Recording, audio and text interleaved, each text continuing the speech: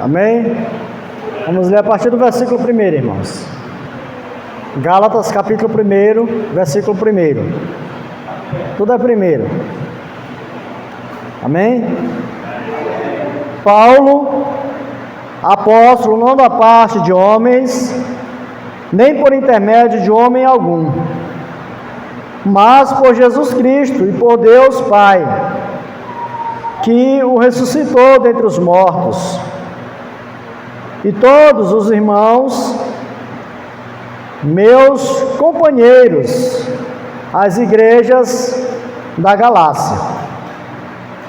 Graça a vós outros, da parte e paz, da parte de Deus, nosso Pai, e do nosso Senhor Jesus Cristo, o qual se entregou a si mesmo pelos nossos pecados, para nos desarraigar deste mundo perverso, quando a vontade de nosso Deus e Pai, segundo a vontade de nosso Deus e Pai, a quem seja a glória pelos séculos dos séculos. Amém.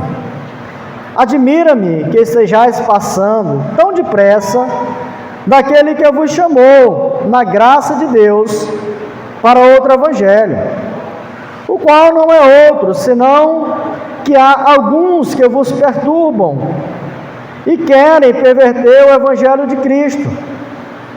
Mas ainda que nós, ou mesmo um anjo vindo do céu, vos pregue outro evangelho que vai além do que vos temos pregado, seja anátema. Assim como já dissemos, e agora repito: se alguém vos pregar evangelho que vai além daquele que recebestes, seja anátema. Amém. Meus irmãos, a igreja do Senhor, ela foi chamada, ela foi salva, ela foi chamada para anunciar o evangelho do reino, para pregar o evangelho. O Senhor Jesus nos salvou, o Senhor Jesus nos comissionou a pregar o evangelho do reino, o evangelho da salvação, de tal forma que a salvação, ela vem por meio de ouvir o evangelho do Senhor Jesus, o evangelho que o próprio Cristo, ele transmitiu aos apóstolos, e esses então transmitiu a outras pessoas. E a igreja da qual nós pertencemos e fazemos parte, a igreja do Senhor, a igreja espalhada pelo mundo afora, a igreja dos redimidos, dos salvos, ela recebeu essa incumbência do Senhor Jesus, de ir ao mundo e indo pregando o evangelho. Jesus Cristo, antes dele subir ao céu, ele reúne-se com seus discípulos e ele dá essa ordem, ele comissiona a sua igreja, dizendo a eles: ide por todo o mundo e pregai o evangelho a toda criatura. Então essa é a principal tarefa da igreja. E ao mesmo tempo que a igreja, ela deve pregar e anunciar o evangelho aos perdidos, a igreja que já está salva, aqueles que já creram no evangelho, devem viver moldados por esse evangelho, alicerçados nesse evangelho e vivendo uma vida de santificação, baseado na palavra de Deus. O evangelho, irmãos, é a maior notícia, é a melhor notícia que o mundo pode ouvir. Nós, a cada dia, somos bombardeados por notícias. Você abre seu celular, as redes sociais, tem muitas notícias que são dadas. Você liga o rádio em alguma estação, tem notícias. Você liga a televisão, há muitas notícias. Mas nenhuma notícia tão importante, tão urgente, necessária, melhor do que a notícia do Evangelho, porque a notícia do Evangelho é a boa nova da salvação. Porque as notícias que nós recebemos diariamente nas redes sociais, ouvimos com os nossos ouvidos, vemos com os nossos olhos sendo anunciada, ela é para nos informar do mundo aqui, do que está acontecendo aqui. Mas a notícia do Evangelho, a boa nova do Evangelho, ela fala sobre a eternidade. Portanto, essa mensagem é uma mensagem que não emana aqui da terra como as outras mensagens e notícias que nós recebemos, mas é uma notícia que vem do céu. É a notícia que vem do céu. Ela não procede de homem, mas ela procede do próprio Deus. Ela não foi elaborada em um editorial, numa editora, num cenário, não foi elaborada ali pelos chefes editores de algum jornal. Ela foi elaborada no céu. Ela foi elaborada pelo próprio Deus. E as consequências dessa notícia, elas se desdobram para dentro da eternidade. Como eu disse, as notícias que nós recebemos aqui são notícias para nos inteirar do que está acontecendo aqui, do mundo que nós estamos vivendo. Mas as notícias do reino de Deus, as boas novas do Evangelho, elas se desdobram para dentro da eternidade. Porque são boas novas de salvação. São boas novas que vai alertar o homem contra o perigo de viver sem Cristo e viver e passar para a eternidade condenado. Mas também, ao mesmo tempo, a notícia de que traz ao homem a salvação e de que ele pode ser salvo por meio de Cristo Jesus e que ele vai passar a eternidade sem as dores e sofrimentos deste mundo. Portanto, as notícias das boas novas do Evangelho, elas têm consequências para a eternidade. O apóstolo Paulo, inspirado pelo Espírito Santo, ele fala acerca desse verdadeiro Evangelho, ao mesmo tempo que ele denuncia o falso Evangelho aqui nessa carta aos Gálatas. Ele está falando a respeito do Evangelho de Cristo, mas ao mesmo tempo denunciando um falso Evangelho que estava sendo disseminado, anunciado, pregado ali às igrejas da Galácia. Em sua carta aqui escrita aos Gálatas, o grito ouvido aqui é esse, o grito da liberdade cristã. O apóstolo Paulo, ele trata desse assunto, dizendo: olha, vocês não precisam mais estarem sendo aprisionados, escravizados por outra coisa, outro elemento que querem colocar sobre vocês, porque vocês já foram libertados, porque o Evangelho traz libertação. O próprio Cristo diz: conhecereis a verdade, e ela vos libertará. Então, irmãos, essa carta foi a primeira carta escrita pelo apóstolo Paulo. Foi a primeira carta que ele escreveu.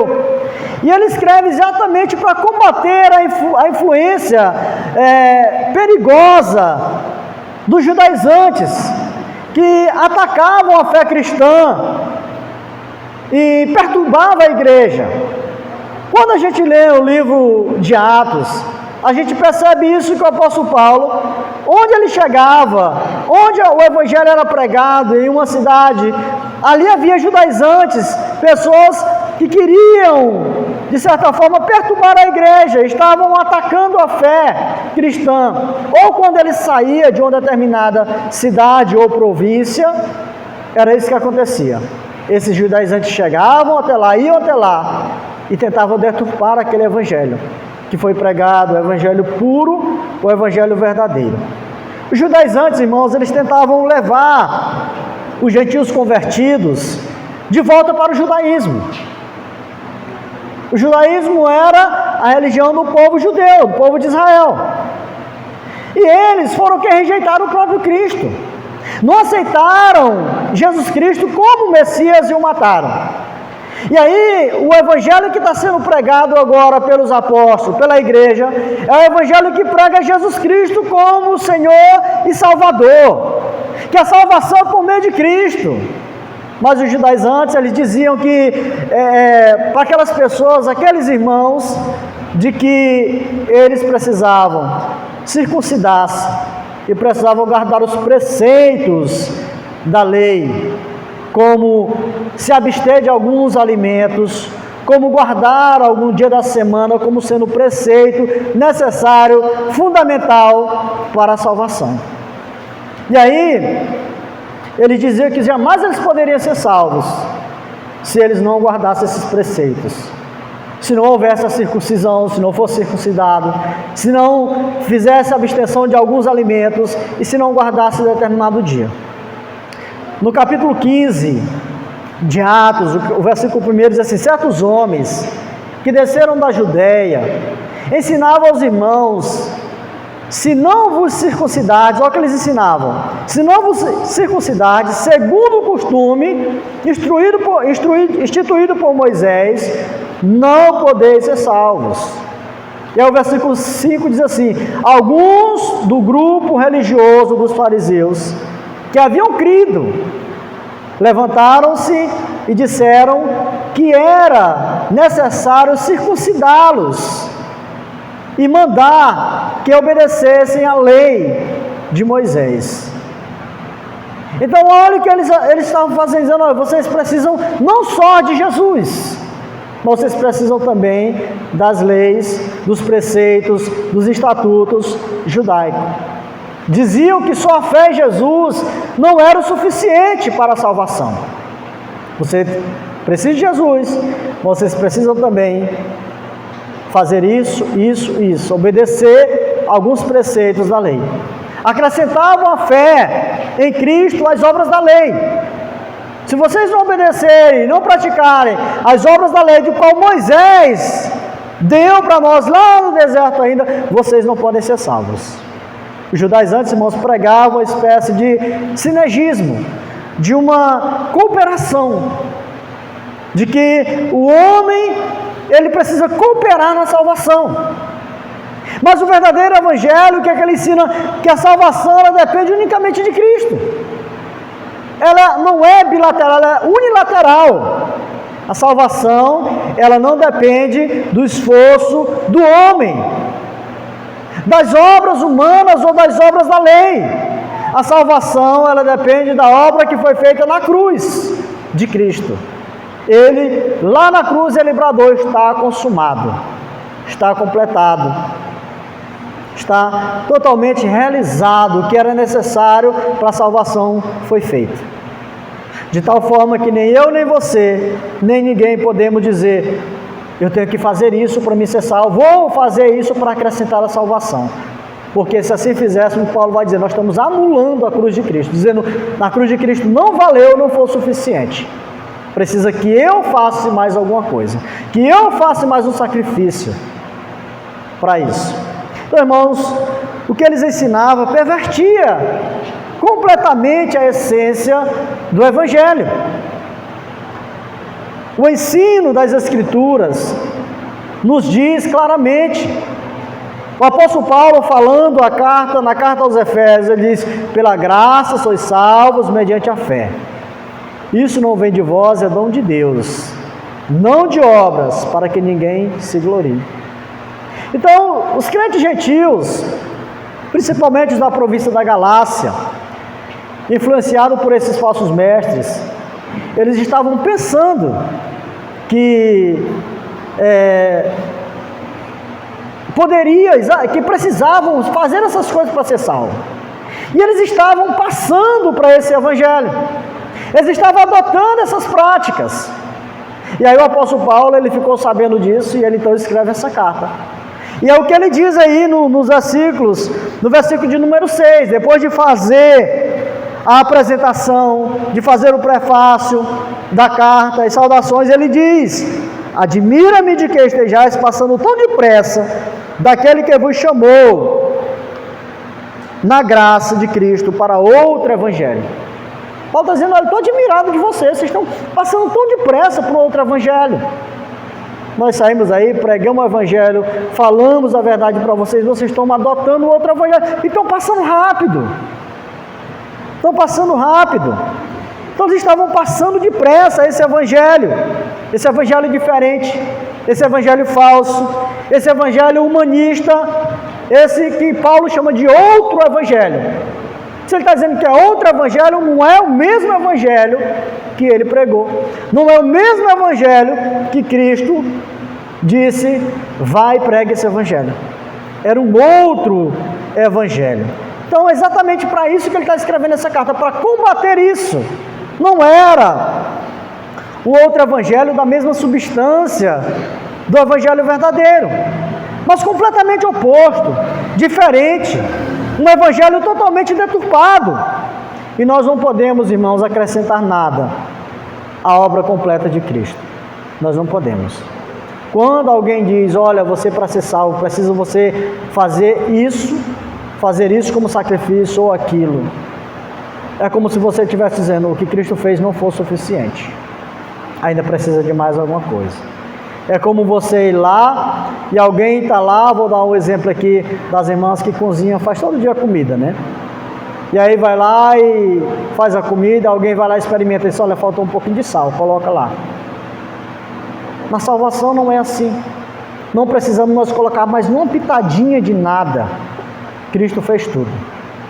Porque se nós tivéssemos a capacidade, ou se fosse necessário nós fazermos alguma coisa para sermos salvos, não precisava Cristo ter vindo. Não precisava. Nós mesmos faríamos o que era necessário. Então, como nós não há condição em nós de fazermos, Ele veio fazer. Porque não havia e não há em nós nenhuma possibilidade disso.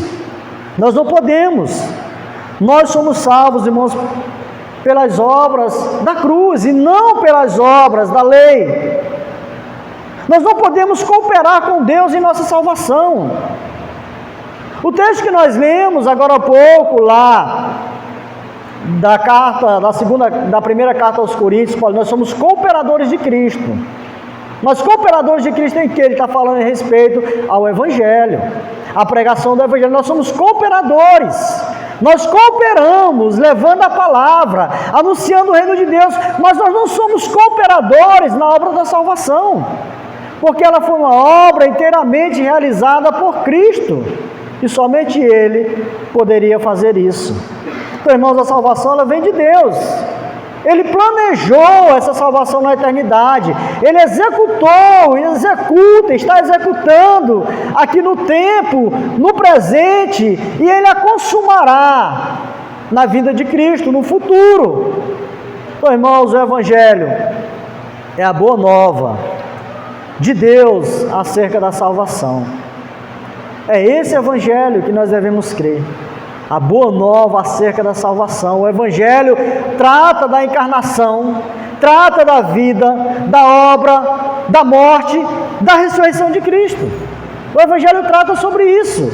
Nós somos salvos não por aquilo que nós fazemos, mas por aquilo que Deus fez por nós através de Cristo Jesus. Deus enviou o seu Filho ao mundo para que todo que nele cresce para que todo que nele crê não pereça, mas tenha a vida eterna. Nós somos salvos, irmãos, não pelo caminho que nós abrimos, não o homem que abriu um caminho. Eu vou abrir esse caminho para o céu, eu vou abrir esse caminho da salvação por meio das minhas boas obras, por meio das minhas ações, por meio das minhas esmolas, por meio da minha vida de conduta ilibada. Não!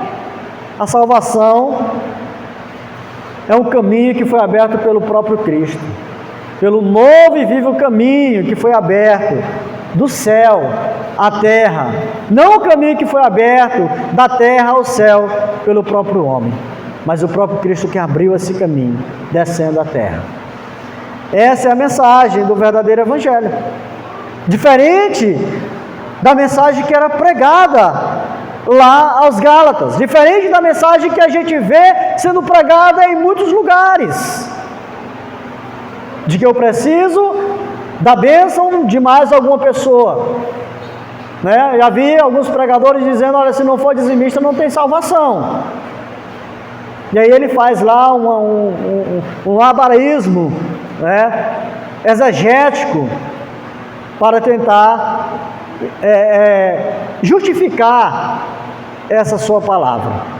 Porque ele diz, olha, vamos lá, quem não é dizimista não tem salvação. Por quê? Porque a Bíblia diz que nenhum ladrão entrará no reino de Deus. E Malaquias diz que quem não entrega dízimo é ladrão. Irmãos, dizimar é um ato de gratidão a Deus, de reconhecimento pelas bênçãos de Deus em nossa vida. É uma forma de nós servirmos o reino de Deus, de cooperarmos no reino de Deus. Mas não é algo essencial para a salvação, porque do contrário estaríamos comprando a salvação. A gente, pessoas que dizem, se você usar determinada coisa, se você tem denominações que dizem que se a pessoa usar um brinco vai para o inferno. Se usar determinado tipo de roupa, vai para o inferno. E a Bíblia diz que nós devemos fazer tudo com decência e ordem. Decência no vestir, naquilo que é usado como aparato para a nossa vida.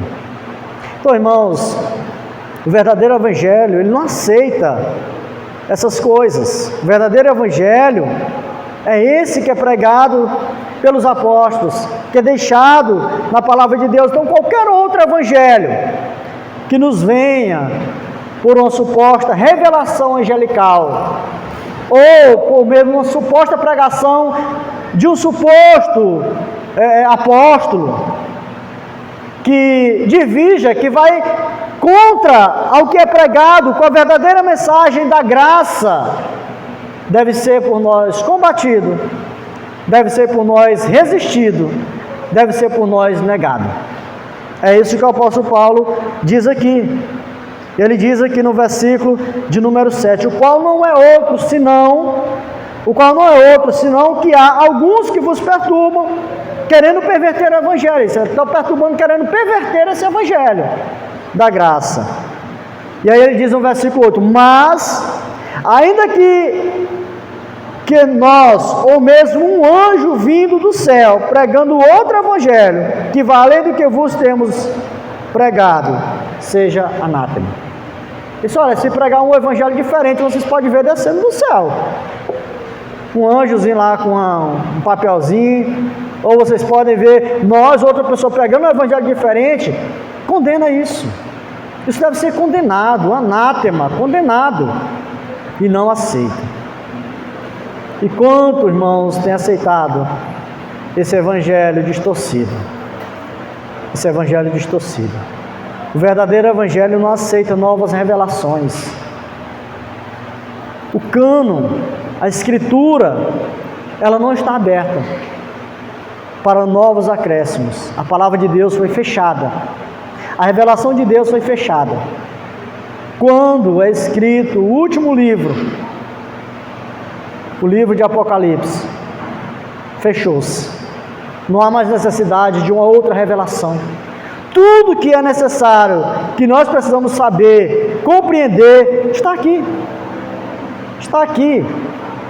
Deus não vai mais levantar ninguém para dizer, Deus mandou te dizer isso, Deus mandou te falar aquilo.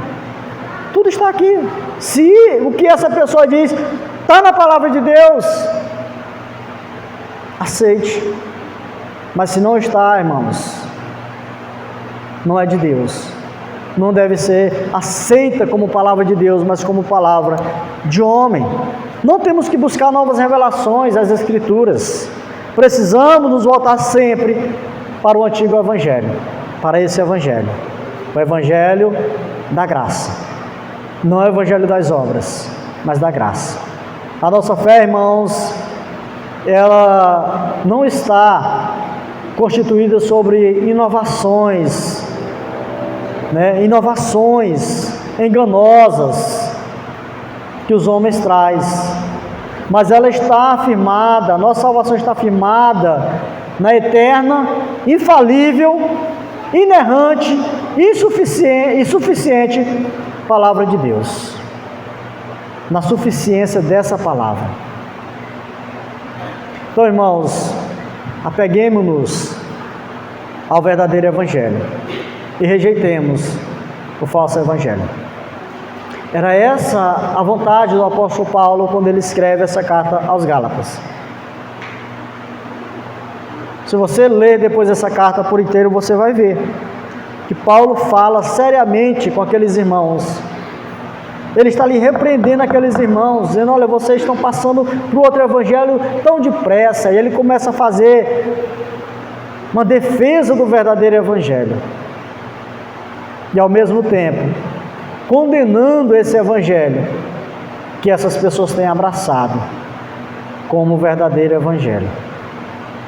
Irmãos, fica para nós alerta, porque hoje, como eu falei, nós estamos sendo bombardeados por notícias e também por pregações, ministrações. Você abre as redes sociais, está lá, muitas mensagens chegando até você, aos seus olhos, aos seus ouvidos. Nós temos que ter sabedoria, discernimento, conhecimento da palavra, para não aceitar todo tipo de evangelho, mas estamos apegados ao verdadeiro evangelho. Tantas pessoas que se levantam dizendo serem homens, mulheres de Deus, estão lá fazendo suas lives, estão lá trazendo a mensagem que contradiz a mensagem do verdadeiro evangelho. Sejamos, portanto, irmãos sábios, sejamos, portanto, cada dia mais estudiosos da palavra, para que não sejamos enganados. E como disse o apóstolo Paulo, ser levado pelos ventos de falsas doutrinas. Que sejamos enraizados no verdadeiro evangelho, para quando esses ventos de falsas doutrinas chegarem, não nos derrubarem, mas estarmos enraizados, firmados e alicerçados na palavra de Deus. Amém? Que Deus e Cristo nos abençoe. Em nome de Jesus, irmãos. Amém.